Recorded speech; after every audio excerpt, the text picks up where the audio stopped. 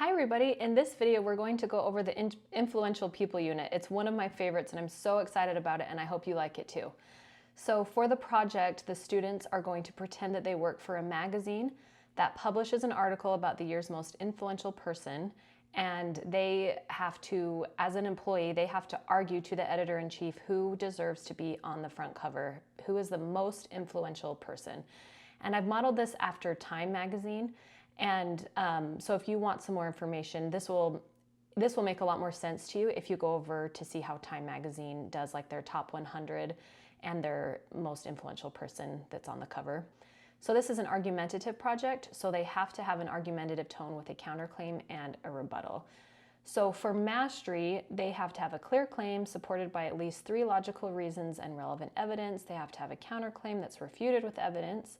The evidence has to be from reliable sources, which are cited, and then they have a concluding statement that synthesizes all of their information, and the presentation is convincing and creative. So that's what mastery is going to look like for this project. If you're with me throughout this entire year, the first day of this unit is going to be a vocabulary review, but if you are just doing the influential people unit, go ahead and skip this vocabulary day or use it, whatever you would like.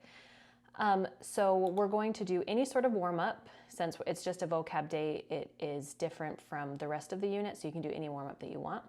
We'll do good news and then add 3 new vocabulary words. And our objective for the day is to be able to correctly use our new vocabulary words within context. So we're going to use all of the words that we've been studying before, and we're going to put them in context today and study them deeper. So the first activity that I want them to do is to organize vocabulary words into categories, and I want them to name each category. So the teacher will need to print out all of the vocabulary words on little slips of paper, and in small groups or in partnerships, they need to organize their vocabulary words into categories, and whatever way that makes sense to them is going to be fine. And then after they've had a chance to do that, we're going to do a gallery walk where the kids walk around and they look and see how the students have categorized their words. And they also need to name their categories, so maybe give them some sticky notes so they can name each category and how they sorted them. And then we're going to play Explain It to a 5-year-old, where in partnerships they go through each of the words and they try to explain to their partner what the word means as if their partner is 5 years old.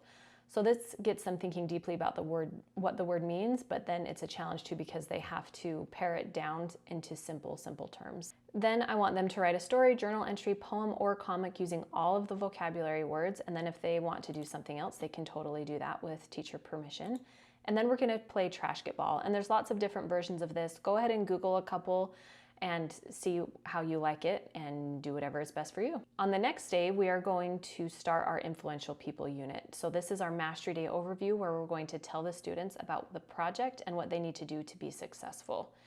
So for the warm-up, in their notebook, I want them to write about people who have influenced them and what they've encouraged you to do, and if they've made a positive or negative impact on your life. So just right from the get-go, we're going to be starting by getting them thinking about influence and people who have influenced them.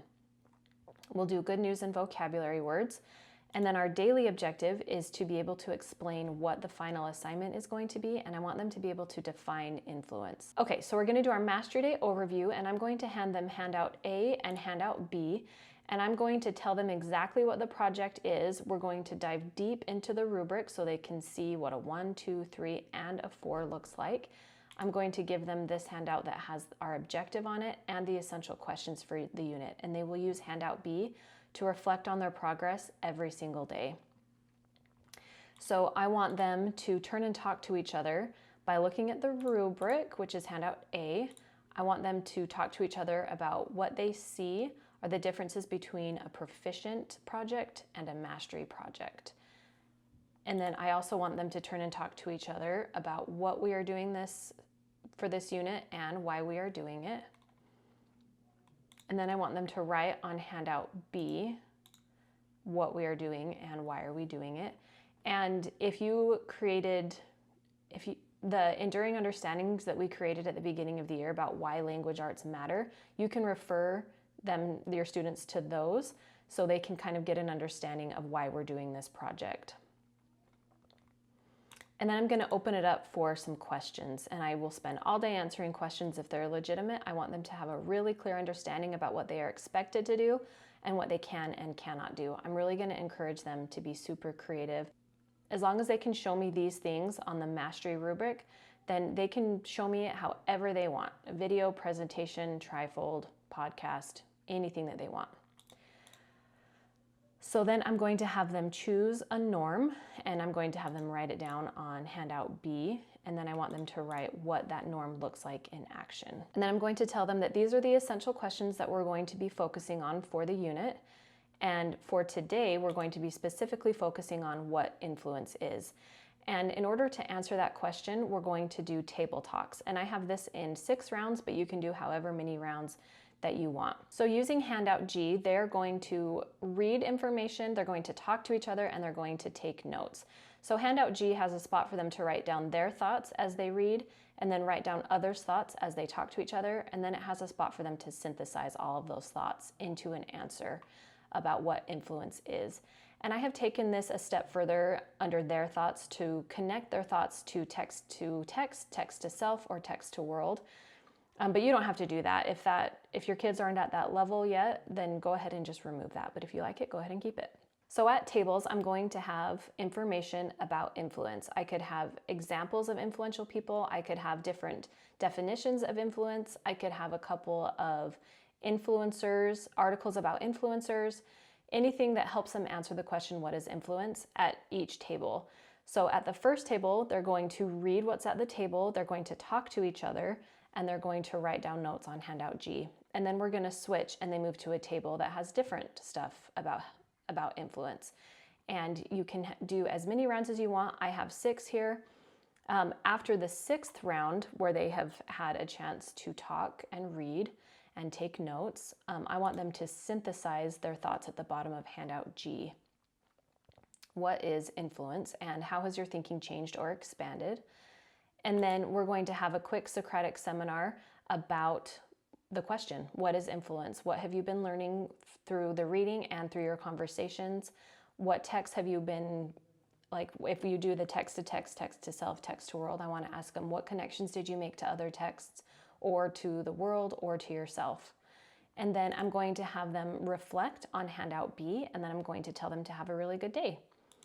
So on the next day for the warm-up, we're going to respond to an influential person. So I'm going to put a picture of an influential person, and then I'm going to insert text about that influential person here. It could be a quote that that person is saying. It could be an accomplishment that they have made, anything like that. And I just want them to react to it somehow in their notebook. They could say something that they like about that person. They could say something that they dislike about that person. They could ask a question about that person. Any reaction whatsoever is good with me. It's just getting them exposed to different types of influential people. And I could do anything, when I add these to the warm-ups, I could do somebody who is a leader of a country, and I could also do somebody like the principal, so they can see different types of influence. And then we'll do good news and 3 vocabulary words. So the objective for today is to be able to label influential people as a pioneer, icon, leader, or artist, and I want them to be able to explain why. But before we do that, I want them to understand what those words actually mean so they can label the people as such. So we are going to do these little Frayer models first, where I have given them the definition of each of these types of people, and then in small groups or in partnerships, they will talk to each other about characteristics of a leader, non-examples of a leader, and examples of a leader. And they will do that for pioneer, icon, or artist, and icon. Then they can use these notes for the next activity. And I have this slide here just to model how to do the Frayer model. So with their group, I want them to come up with characteristics, examples, and non-examples. And then we're going to do some text graffiti. I have put 5 big pieces of butcher paper all around the room, and on the butcher paper, I have glued articles about influential people. And each butcher paper is a different person. They go around and read about the influential people, and then they write their thoughts on the butcher paper. And they can respond to the article, or they can respond to somebody else's thoughts. I want them to take about 2 minutes to read and then about 2 minutes to respond. And then they'll go to the next person. And so they can read it's kind of like a silent discussion, because they can read all of the thoughts that everybody else has been leaving before them. And then we're going to, after they've had a chance to go to all 5 people, I want them to take a few minutes to go back to some of their favorite people and read the comments that people have made. So in order for this to be really engaging, it should be people that the students will actually care about. And then after that, we're going to do a small group Socratic seminar, and I want them to talk about the people that they've just read about, and I want them to say how they've labeled each person. Are they an icon, a pioneer, a leader, or an artist, and why? And hopefully there's a little bit of argument there, because that's what makes it fun. So while they're in their small groups, I'm just going to have these on the board, and I'm going to say, okay, talk about with your group this person. How did you label them? Are they an icon, pioneer, leader, or artist? And I'm going to do that for all 5 people. And then we're going to bring it together as an entire class, and I'm going to say, okay, class, how did you categorize each person and why? And just have a little quick class discussion about that. And then I'm going to introduce to them the mini assignment. So this is just a way, so if you look at Times Top 100, this is our classroom version of Times Top 100, and it's going to be about somebody in the classroom rather than somebody famous. So the mini assignment is explained on handout D. And what I want them to do is to write a concise yet powerful paragraph about someone in the class who is a pioneer, icon, artist, or leader. And then they will show their paragraph along with a picture of the person to the class. And the picture is optional if that's too stressful.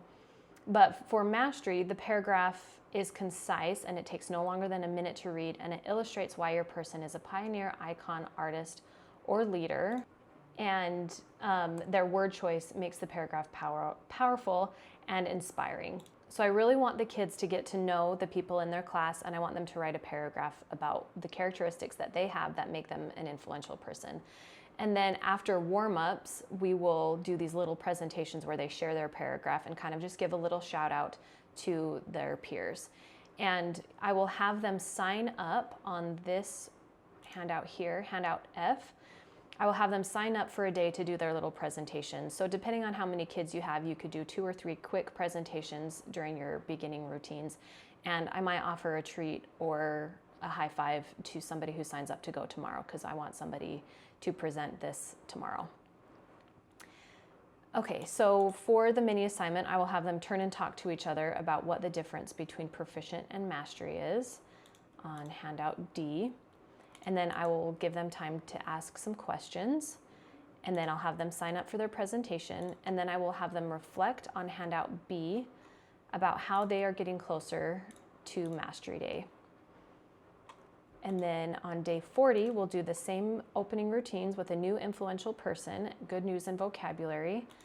And then our objective for the day is to be able to analyze influential people and their impact on society. So we're just continuing building this knowledge that they're going to have to need to be successful on Mastery Day. So they're going to be looking at examples of influential people, and they're going to be talking to each other about what makes people influential, what are their characteristics, what have they accomplished, what do they influence other people to do. And I want them to do that using the jigsaw method. So I'm going to take this time to explain the jigsaw method to them in case we have never done it in class before. And we're going to be using all of this stuff here, so everything that's labeled with an L. These are things that you print and cut out and hand out to the students, and these will dictate what group that they're in. So if I am given the purple 1, then when they meet as colors, I'll go with purples. When we meet as numbers, I'll go with the 1s. And then I'll post these big ones somewhere around the room. So when I say, okay, purples, go meet by the purple sign, then they'll all meet together. And the same with the numbers. When I say 1s, go meet with 1s by the number 1. Then I will have that posted so we can have order when we're meeting as a jigsaw group. So I will have a whole bunch of different articles somewhere in the room. Maybe they're on tables, maybe they're posted on the walls, maybe they are just on the desks and they rotate desks. However you want to do that, but I love to have kids moving around as they're reading and annotating information. And the kids are going to be reading about influential people. So I'm going to have a whole bunch of examples about influential people, and they're going to be try to find commonalities between influential people. And they'll use handout J to help them do that. So let me see right here. So on handout J, they write the person that they're reading about, they write their characteristics, they write down some accomplishments and what they have influenced other people to do. And they're going to use this grid to help them find commonalities between these influential people. So I want them to read all of this information individually as they're going around the room. I want them reading, and they can highlight stuff so the next person who reads that same thing can see some good information. And I want them to individually think about what the characteristics of influential people are, what they have accomplished, and what they have influenced others to do. And they're going to do that on handout J. So they do that alone first. So all the information gathering is individual, it's quiet, they're moving about the room, reading, highlighting, taking notes. And this is the bulk of the time, is reading and getting information. And then I want them to meet with their color group. So whatever color they were handed, I want them to meet with that color, and I want them to talk to each other about what they are noticing. What are influential people's characteristics? What have they accomplished? What have they influenced others to do? And then I want them to change groups. So now I want them to meet with their number at a different part of the room. And this is just a way to get new insights from different people, because they may have read something that some kids may have read something that another kid didn't read. So this is how they get insights from each other. And then so with their number group, they're going to talk about the exact same stuff. What are their characteristics? What have they accomplished? And what have they influenced others to do?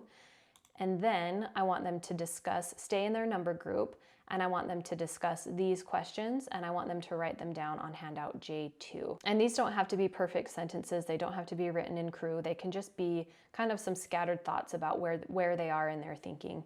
And they can use these notes for the Socratic seminar.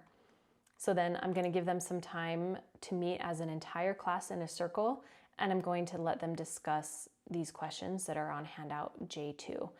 And then I'm going to tell them to reflect, and I'm going to tell them to have a really good day. Okay, so the next day we'll do the same opening routines. We'll do the response, the good news, and the vocabulary words. And then our objective for the day is to be able to define counterclaim and rebuttal, and to explain why they're necessary for a good argument. Because on our Master Day instructions, it says that we have to have a counterclaim and rebuttal.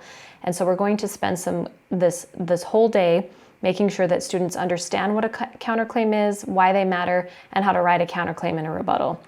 So before we get into that though, I'm going to have kids do their top 100 presentation where they share their paragraph that they have written about somebody in their class. And if they have slides that they want to show, maybe they want to post their paragraph or a picture of their person, you can insert their slides right here. I'm going to model a Master Day project for them so they can see exactly what success looks like. And we're going to pick it apart, and I'm going to show them specifically my counterclaim and my rebuttal so they can see what it looks like in action.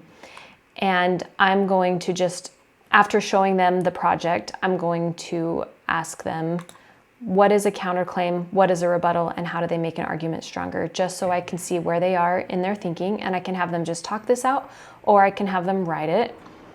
And then I'm going to show them an example of a counterclaim and a rebuttal, and I'm going to teach them how they make arguments stronger. So I'm going to insert an example crew paragraph right here where it has a claim, a reason, an evidence, and a warrant.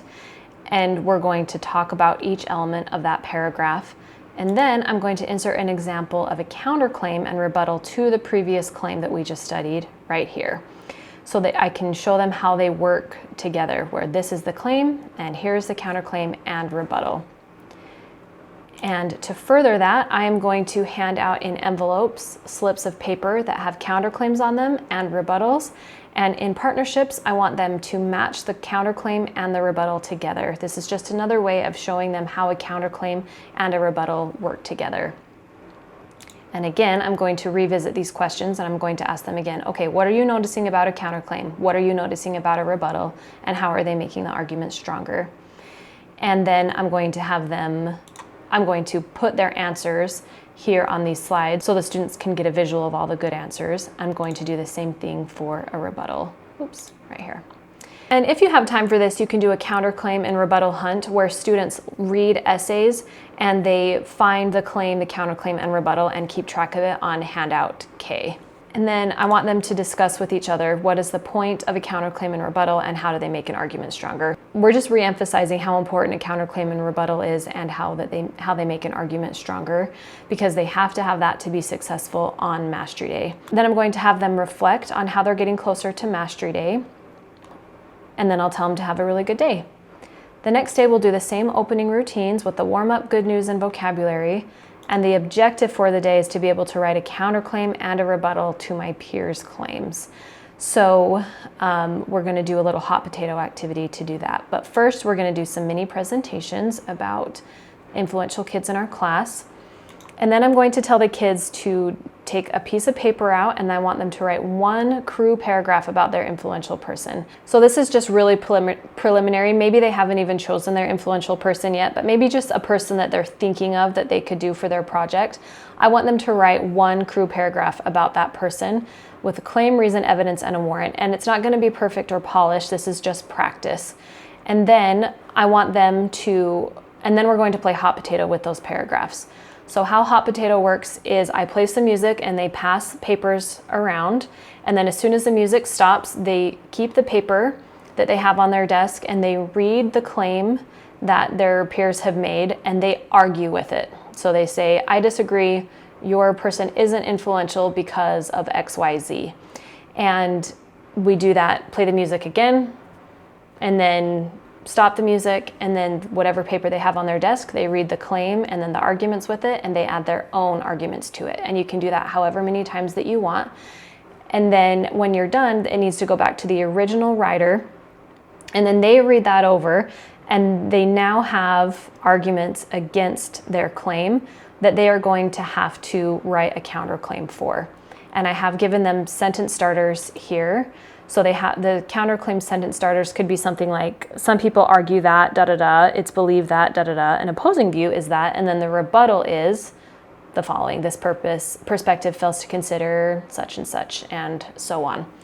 So this hot potato strategy helps them see flaws in their argument, and it also helps them write their counterclaim. So on that same piece of paper, or a new one if there's not enough room, I want the students to write a counterclaim to their peers' arguments. And then I'm going to have them turn that in so I can assess how their counterclaim and rebuttal writing is. And if we need to review it for the next day, we will do that. And then I'm going to tell them to reflect on handout B and to have a really good day. The next day we'll do the same opening routines, and the objective is to be able to self-regulate my progress of my project using the rubric. So now we have built an understanding of influence. We've been exposed to several different types of influential people. We have talked in groups about icons and leaders and artists. Now they have the tools to work on their project.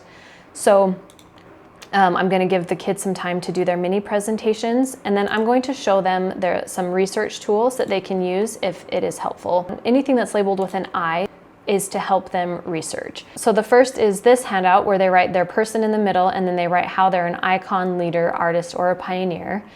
Or there's this concentric circle where they put the person in the very bottom concentric circle, that they did this thing, which caused this thing, which caused this, which caused this, so they can show how that person was influential. This is just a timeline where they can write a timeline of what the person has accomplished and what they've influenced other people to do. And there's also this graphic organizer. So the C is for their main claim here. So that's their thesis here, where it has the REW1, REW2, REW3. That's their reasons. So reasons that support their claim and the evidence in the warrant for reason 1, reason 2, and reason 3. And then there's a spot for their counterclaim and their rebuttal and their conclusion, because to be successful, they have to have all of those things. They need to have a claim, reasons, evidence, and warrants, and a counterclaim, a rebuttal, and a conclusion. Whether they're writing a paragraph or creating a video or doing a trifold, they all have to have this type of logic and reasoning. And so they will probably all need handout I2, but you could use something else if you would like to. Then I'm going to give them time to work. And they can do this in groups if they would like to, or individually. I think whatever the student would like to do is totally fine. As long as they're working and that they can all show mastery individually, I don't really mind. And then after I've given them time to work, I'm going to tell them to reflect and to have a really good day. And then the next day we'll do the same opening routines, vocabulary words, and then the objective is just to self-regulate the progress of the project using the rubric. We'll do a couple more mini presentations, and then I'll give them time to work with a timer on the board. And then when that timer goes off, I'll have them reflect and I'll tell them to have a really good day. And then day 45 is pretty similar. We'll do the warm-up, good news, and vocabulary. The objective is to self-regulate their progress of their project, and then we'll do mini presentations. I'll give them time to work with a timer on the board, and then they'll reflect using handout B. And then the next day is pretty much exactly the same, except for now we're going to insert some friend feedback. So we'll do the warm-up, good news, and vocabulary, and then the objective is the same. We'll do some mini presentations. I'll give them time to work, and then when the timer goes off, I'm going to have them get friend feedback. So they will pick another partnership or another individual, and using the rubric, which is handout A, they are going to give each other feedback, and they can say, well, I feel like you're at a satisfactory because of XYZ, or I feel like you're at proficient because of XYZ. If you want to get at a mastery, I feel like you need to include XYZ, or this counterclaim could be better, or your reasoning here doesn't really make a lot of sense. Anything like that. And then I'm going to give them some time to polish their work and then reflect, because tomorrow is mastery day. And if you feel like they need a whole nother day after friend feedback, go ahead and give it to them. If you feel like this isn't enough time to do their presentations, please give them as much time as you think that they will need. Don't feel like you have to squish it into this time.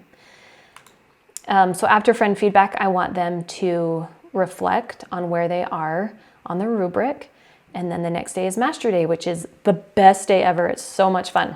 We're going to skip our beginning routines, and I'm just going to have on the board that they have 10 minutes to be ready for mastery day. So if they need to set up a presentation, some kids might even want to get dressed up. Whatever they need to do to get set up, I want them to do it.